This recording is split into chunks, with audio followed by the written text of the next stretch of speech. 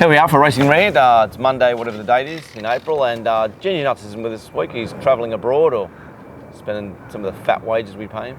Yeah, and all those winners he's backed. Of course, he's probably gone to the moon with all those winnings. Plenty of cash flying. So just the old guys today to... A couple of old blokes in blue shorts and pink shirts in the park. It's a bit of a worry, isn't it?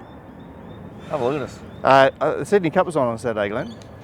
And it was funny to see Corey Brown win again for the second time. So he's won 2 Sydney Cups in 2 weeks, which is a funny story in itself. But Mark, you did mention on the Friday show that Robbie Waterhouse is one of the better judges in Sydney, even though I still think he's got no idea. He's still a very good judge. You've got 100 yards on him. Got 100 yards on him. But he did say to you that the horse that wins the lead-up no race often wins the next one. Wow. Well, he was talking about the fact that once upon a time they used to run the no races after the last, or the reruns went after the last. Well, of course, Ray Murray would have put an instant stop to that business. Yes.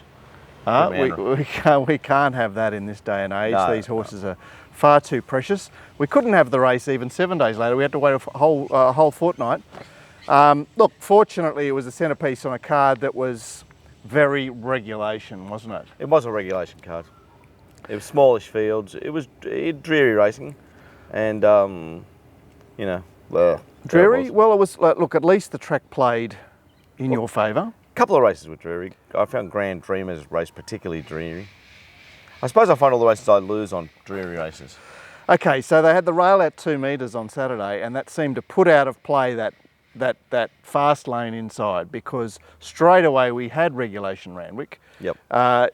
Away from the staying races, the barriers won were 6 of 6, 6 of 8, 5 of 6, 10 of 10, 6 of 7, 5 of 9. 6 and 8 out of 8, the dead heaters, and 7 out of 8. So wide draws were essential. They were actually essential. And wide running was sort of essential, although we saw Grand Dreamer get up the inside. We saw Tessera somehow nearly win race 2 from gate 1. Tessera's a very good horse, and Grand Dreamer, I spoke to you about after the race. I said, fucking had to win getting up the inside. And as you said, the race, there was nothing there that could win the race. Yeah. Yeah, we had Montauk, who I think is probably better on top of the ground, and ridden well by Gunn, but and my psychiatrist, who dead set will be in the 4,000 metre race at Caulfield next year. So it's a funny horse, my psychiatrist. I was a bit hard on Corey first up on my psychiatrist. I mentioned him that day. Oh, well done, Corey. Another one you've just given a run to. Well, like a horse first up and looking after it, not really giving it a run, but taking care of it. But the horse after Saturday is it's in the absolute sluts cupboard. Sluts cup. Gee, that's a bit tough. Cupboard. Cupboard. Yeah, you know when you open up your cupboard that's full of sluts? It's my psychiatrist. I haven't seen a cupboard like that, but no, I'll just go to Nev's email. He said, my rant goes to one Corey Brown. I backed my psychiatrist at Randwick, led, passed the rise, the others passed it. Corey Brown tried to move the whip from left hand to right hand. Tried to move the whip from left to right hand. Tried to move the whip from left to right hand. I did watch that. It did take him a few goes. Okay. 200 metres to go. Brown has finally moved the whip from left hand to right hand. The others have flown by. He now gives the horse a couple of smacks and off it surges. After leading, it charges home to run fourth. Leaders rarely charge home to run fourth. Surely changing whip hands is a basic skill. No mention in the steward's report. Yeah, the stewards are too busy counting how many times you hit the horse, worrying about whether you can use the shillelagh. I did notice this, and in a way I know what you mean, because 100 metres past the post, my psychiatrist was 2 lengths in front of the field. Kinema. Yeah, funny horse, my psychiatrist. I think maybe Corey wasn't at his best with the whip, and maybe Corey wasn't at his best, but there's something wrong with that horse. It's a weird horse. Like you said, a 4,000 metre race at Moonee Valley won't be surprising in 18 months' time. But look, she is an out-and-out stayer. I mean, her win last preparation was at 2,000. Yeah. She then went to 2,400, boxed on really well. Look, she needs to get to 2,400 pretty quickly. Okay, well, we'll put her in that category, but I still think there's a bit of, there's something about her. All right, so she's not going to be in your top 2 anytime soon. Well, she does parade well. I mean, I like to look at the horse, but the run was hard to work out, and I could see how Nev would have been so unhappy. From the top, David Payne won our opener, which is a sign of the winter that's up ahead of us, despite the Indian summer we're experiencing at the moment. Perfect ride by T. Clark. Found perfect tempo, sat in the right spot off that tempo.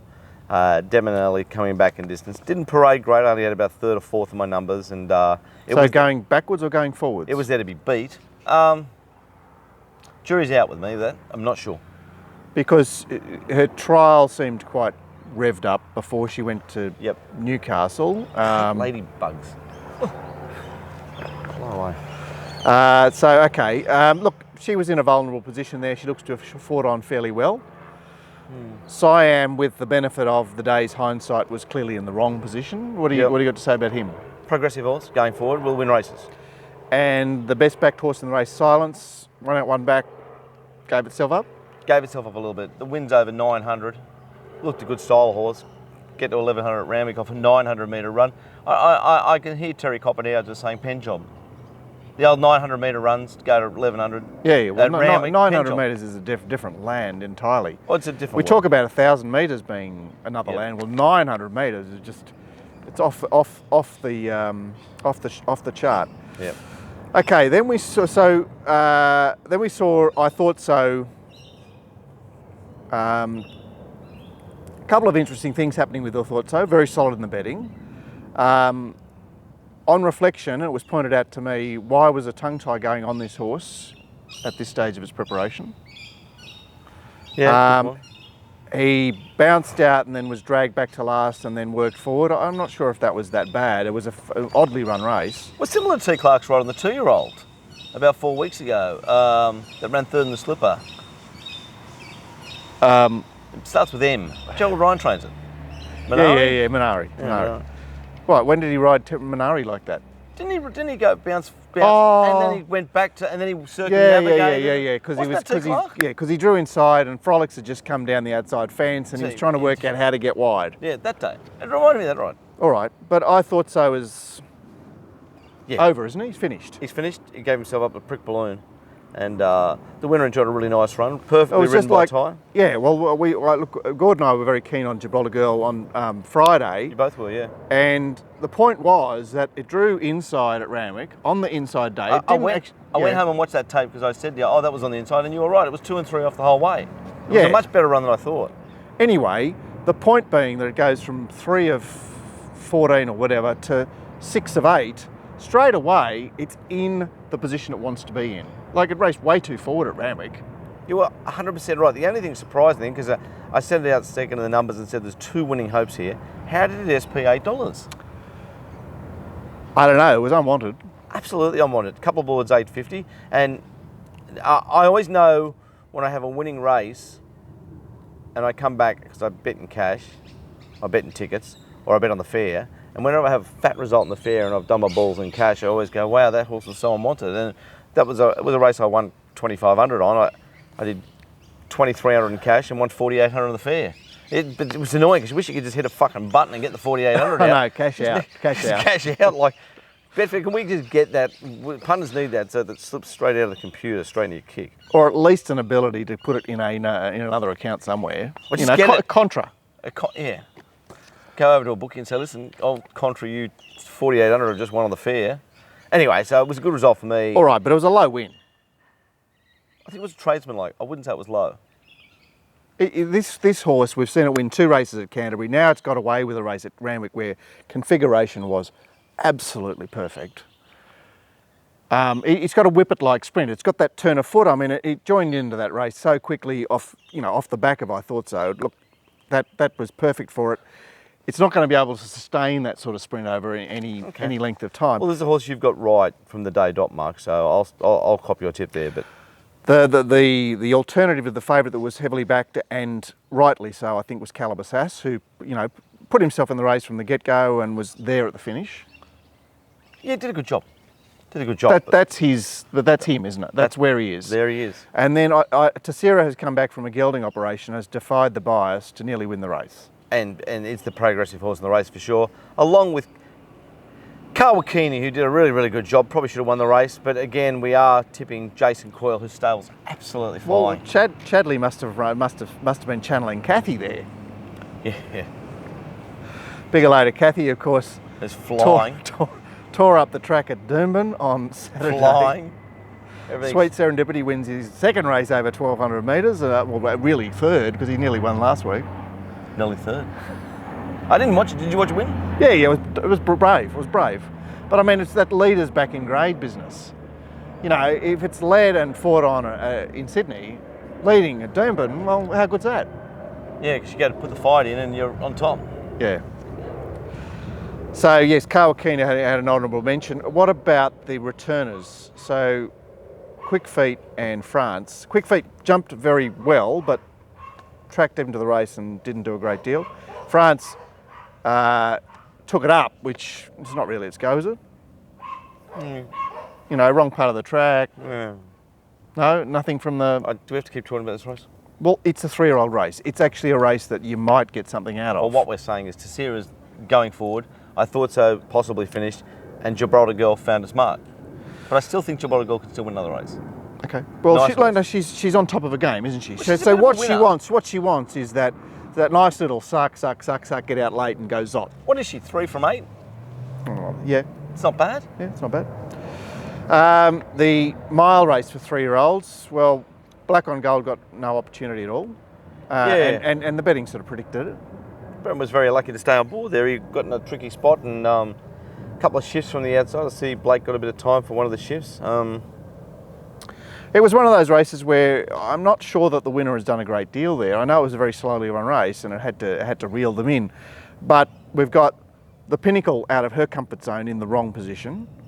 We've got Sizzling Bullet, who could only do what he could do. Out of comfort there, the outside lead, I think. Yeah. Mullover is like, I don't know, being very awkward in the middle of the field. Uber Tube is just whacking away, and Black on Gold was put out of play. It's like... Hashtag idiot down the outside, and rode it particularly well to get the job done, but a horse that looked terrific. Not much to say. The only thing surprising about that horse was another horse I sort of tipped and backed, another big result on Betfair for me and lost in cash. Just kept getting the fair. 490, 480. It's good, isn't it? Because we're usually spooked by the fair. Well, 320 openers, got to 370 of the ring. Rob Waterhouse never went over 350. He liked it. I was watching the ring and there's the Dirty Filthy Fair, driving everyone mad, nearly talking us out of backing it. Love the fair. The Stayers race, you came back particularly angry about the fact that that More Energy had cost you money at Warwick Farm after its gala performance on Saturday, where it raced in a reasonable position and didn't really pass a runner. Never passed a runner, I suppose. And there was D. Payne, Doc Holliday behind it, like seriously not passing a runner. Yeah. Richard of York, another winner for all the people out there that our race caller seems to say is hard ridden under the bat and going backwards on the bend. Well, it was. It's very dour. Yeah, I know, but I'm so sick of listening to this bloke. Can we get Sheen back, please? We've given him long enough, haven't we? He was being hard ridden at the 600. Paragon moved up and took over. I know he was. I know he was calling it right. I know, but he just seems to have the kiss of death on him. I don't know. He's mock. Right. When you want something to get beat, you hear him say it's hard ridden, then they lob. I don't know. He's just. All right, but look, the race fell very well for him. Yeah, I agree. He got towed up. Yeah, he sort of ended up in a one-out, one-back position when Paragon took off. Basically won a race by doing nothing, except staying. Yeah, so he's also had the advantage of racing in Melbourne over the last few months on drier tracks and got very... Finding a bit of different form, bringing that different form to Sydney. G'day, love. Go kids.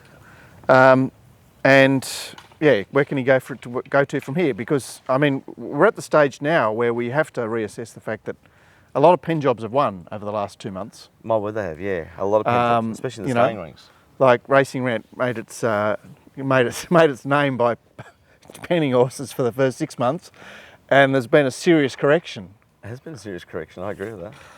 Bloody Gord brought that on board. Old ginger nuts. But I wonder if, horses aren't sort of sneaking in here, and I speak of Grand Dreamer specifically. So Grand Dreamer spent his first half of his life in Albury, trained by Kevin Handley. So just, knocking about. So Robert Smurden gets him and puts a bit of polish on him. But he probably started on a bloody 50 rating. So he comes into this race, and whether or not you ascribe to weights or not, he comes into this race today, or on Saturday, with 53. Karen riding, how confident are they? Yeah. How keen are they? How bullish are they? And especially in that type of field where, Montauk's... Well, it's a bodgy race. He's got the look, it's a classic example of these high-grade races, particularly in the upcoming winter. an 85 will be pinched by low-grade horses all the time because they'll just get in there and run against horses that have passed it, that have just Going round like and round. going nowhere. Yeah, and they'll be full of 3 and 4 Waller runners getting ready for staying races. I mean, even like Soviet Courage there, it traded $11.50 at one stage on the fair, and it was hard to imagine it. It was impossible to imagine. It's trading at $11.50. It's trading at 9%. I mean, I know they bet $17 on course, and it was whatever reason back, but you look at the race afterwards and you see Timeless Princess $9, and I spoke about it on the previous show. It doesn't go around 50s every week. I know, but it's Courtney pretty Vanderver. much run to its betting mark. It ran really well, but the race was there.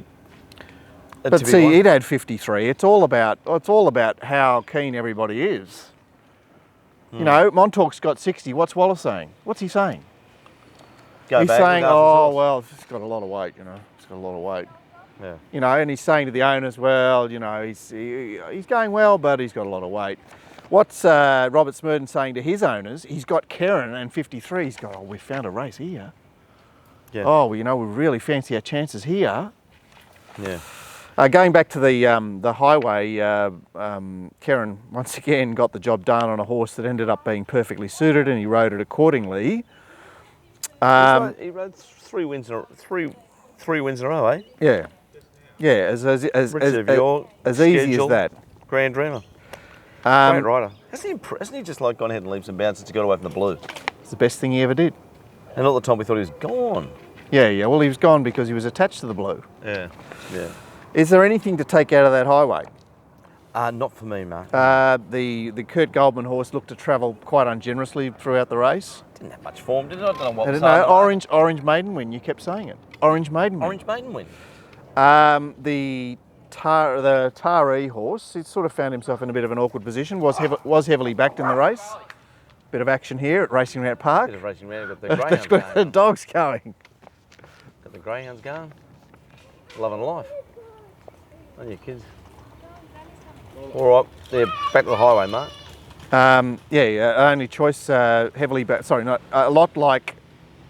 What is it? A lot like. A lot like home. A lot like home was heavily backed in the race. Your eyes gone or something? Oh, I've written over the top of them. Oh. Heavily backed and seemed to trail up or in an okay position. It didn't do much for me from form and looked only okay from the parade. Keep to it. I think Michelle knew we just don't talk about highways. Yeah, but there is actually something to talk about. There was a horse hard in the market there from gate 1. Well, it clearly couldn't win, could it? And it was like a shot. It was a hashtag idiot. Hashtag idiot. There he was. Great ride in the last hashtag. Yeah. Okay. Anyway, look. The point about the day is you're looking at anything that drew inside and forgiving it. Forgiving. You're looking at anything that drew wide and going, well, it's being against it. Bit of a pot on you. Nieta. Now we get to Nieta, who did absolutely nothing. Yeah. Except win the race. Well, she did have to fight off I'm the Lady, who had a perfect run.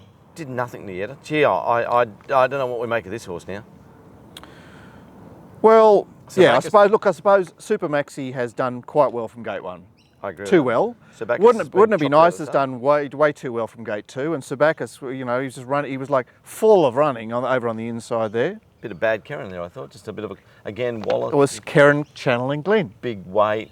It was a bit of Keren. We've got new bad Keren there. I thought he just poked around, unenthused. And the $12.50 on Betfair told me that was going to be the story. Yeah, well, once again, what is Waller saying to his connections? Well, it's 1,000 metres. We're just going to there, All right. So what about the idea that Nieta was dulled by a pudding-like surface? I mean, Randwick is it's a heavy 8.5. As good as the weather has been. Wyong's dry, Newcastle's dry, Kembla's whatever it is. Is it a good wet tracker? Like the day looks like a wet tracker. Okay. It's got. Oh, okay. Right. It's got really good wet track stats. It's about 7 for 5 wins now on wet. And everyone goes, oh, it can handle the wet. And I keep looking there. But remember that horse Allegria that you and Dallas kept going, oh, this is not a wet tracker. All it does is, it's only ever won on wet track. Well, it hasn't won lately. With Nieto, you keep thinking about the one failure over the 1400 win from 11 to 14. Yeah, no, that's irrelevant. That's not about heavy track. All right. Okay. Nieta, I think is it going to push on to Brisbane? It'll go to Scone, won't it? Or the 1100 at Scone? It'll go to Scone. I'll be up there losing on, another Lady B. Yeah, and Sabacus, straight to Brisbane? Yeah, and we'll be winning races. And there's nothing else to talk about in that race, is there? Paint. We're going to have to put up with paint for every fortnight for the next 8 weeks. Oh, beautiful call there by our caller. Did you see him? Yeah, I know. Yeah. I know, confused. Yeah. There he goes again. He goes, and Shin sitting quiet on pain as it looms up. It was Nieta, boss. Like, come on, just get better at your job, would you? Torture. We don't need to talk about the Cup too much. No, they won't race we'll for a never year. ever see them again. Yeah, that's what I mean. Ah, that's so good. Now then we had the dead heat that wasn't a dead heat, because I saw the photo and the judge has drawn the line through Roaring to Win's white nose so that he can get Moss and Dale's nose on the line. Wasn't a dead heat. The outside horse definitely won. There's no doubt about it. And not just only that, there should have been a protest and it should have been upheld. The protest about the... Mossendale moved out onto supply and demand and made contact with it, which then moved out and didn't make contact with Roaring to Win. But Roaring to Win had to change 2 strides out to then balance up and dead heat. I would have upheld that protest. Basically, what they're saying to us, the stewards, is if they do not touch, it can't be upheld. Which I think's wrong. Yeah, balking has got to be significant. Like, Balking's got to be significant when the margin's a dead heat. So the margin's 0. So it balked it. Is it still 0? So it's been robbed twice, hasn't it? Been robbed absolutely twice. You know, it's been robbed with the photo and robbed with the no protest. Definitely robbed with the photo. All right, okay, but the most annoying thing about my punters, I tipped 2 runners there and said, and make sure I'm saving on Roaring to Win. Well, that's what I did, and you take $12 on course and you tell your punters to save on it, and the New South Wales TAB pays $3.10, and you go, well, I took 12, I got half of $12, and you poor bastards at home got half of $6.20, which is $3.10. It's just like incredible. Well, it did open up tote favourite. And I understand what the punters were thinking. It's a wet track, it's a wet tracker, it's a Randwick 1400 metre horse. We did make the point that it came out of a race that everything else has finished tailed off out of, the Be Like Dad race. Paraded really well, so I really think that horse was particularly robbed. But Moss and Dale appeared to run out of its skin. I mean, it had a pretty torrid run up on the speed. Also, Ray Martin's son, Jack Martin. What are you laughing at? I said to him in the parade ring, there's nothing wrong with being Ray Martin's son. He looked at me like I was... Wouldn't he be Ray Martin's grandson? Oh, yeah, anyway. If you did notice, when he goes for home, little Ray Martin's son, he checks the TV for a stride and a half. Has a good look at himself to see Fair how... dinkum. And it was just it might have been just enough to... I don't know, just boys, head down, head forward. Don't all be hashtag idiots. What are we going to do with supply and demand there? Because he's been out of his company, like was best back horse in the race. Yeah. A little bit soft late. A little bit soft late. But really was out of his comfort zone when you think that this horse has... I thought he went terrific, mate. I thought he went really, really well. All right, but next start he'll just go back up to the mile and... Go back up to the mile. And? Maybe in Brisbane? Maybe. Sort of horse I'd take to Brisbane. Or maybe be at 1500 at Rosehill in a fortnight. Yeah. Or maybe you'll be in the Rolling Mile next week at Hawkesbury. Or the Scone Cup. Or the Scone Cup in 3 weeks. In 3 weeks, there you go. Lots of options. It's a tradesman. Oh, look, initially I went, wow, it was a great run, supply and demand, because you just weren't, you've gone from leading and controlling to, being beaten for speed over 1400 and having to chase. We get to the last, Mark. Well, the last was... What's the story with hashtag idiot here? He takes off with 800 metres to go and tries to make an 800 metre on Gretna. I think that was the right move. I don't know if I agree with that. Well, she's won her race by controlling last start. But he didn't control, he took off. He was in control, he's got to sit. Well, yes and no. I mean, I suppose you sit, and then you take up over the rise, he wins the race. He took off, he got up the rise, the horse is like flat chat up over the rise, and there's 350 metres to go. It was particularly brave, Gretna. Okay, so... He made Jay Ford look like a genius. Well, I think Heavenly Anna and the... look, I liked Heavenly Anna, but I didn't like it as much as I needed to like it. Wow, we traded short, man. But I mean, it was the fresh horse. It had... What did it have? It had fresh legs. It had 2 runs back. First run was particularly good. The second run was a forgive. And here it is, gate 7 of 8, just sitting there. Just sitting there, exactly. But I think the wrong horse won the race. But I know what you mean. After the race, Anisha's 4 lengths last. I don't know what Josh was doing, honestly. Talk about little bad Josh. Canis Marinov is chewed up and chewed up and chewed up. Chewed up, and Vienna Polly just was not there. No. From the betting. No, once again, Chris is going, well, we've given her a couple of trials off a short break there, and she's trying well. She's got 60 and a half, and, it's 1400, and... Yeah. Well, what about the surprise plunge in the race on Replique? And I think that just shows you how many horses were fancied in the race for Replique to be fancied. Because you know that Replique is going to be fancied because it's trained by Gay. There it is. Everything is trained by Gay, is fancied, and they all win. That's the end of part one. Hope you're enjoying it.